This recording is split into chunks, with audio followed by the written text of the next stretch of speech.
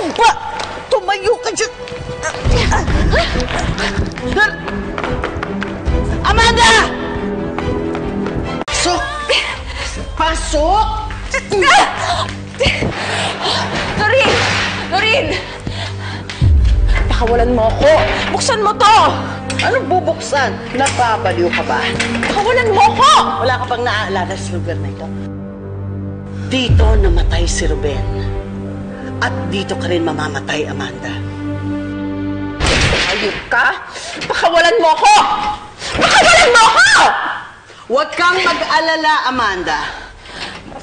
Hihintayin lang natin si Pepay. Pagkatapos, sabay ko kayong susunugin.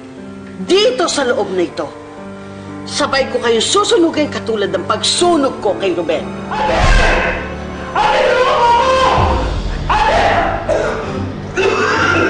Sunog!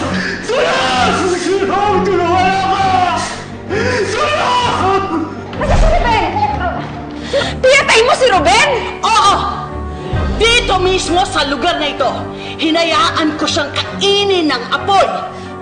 At ganyan din ang mangyayari sa inyo. Ganyan din ang mangyayari sa inyo. Hiya ka talaga? Bakit mo nagawa yun? Pinatay mo yung sarili mong kapatid!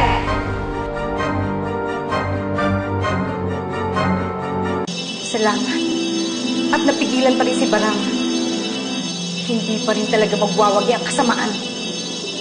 Paano mo nagawa yun, Noreen?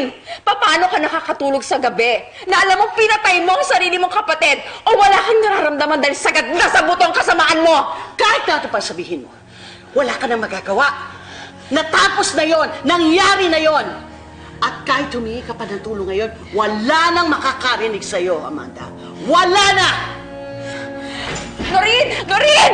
Noreen, maawa ka! Pakawalan mo ako! Tulong!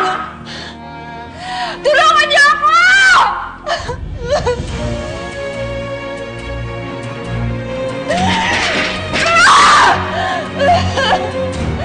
Tulong! Bitin ba kayo? Abangan dahil mas maganda ang mangyayari bukas. Huwag kayong bibitaw. At kung may na-miss out kayo, balikan lang ang mga episodes sa Magkaibang Mundo. I-click lang ito at mag-subscribe na para makahabol sa storya namin.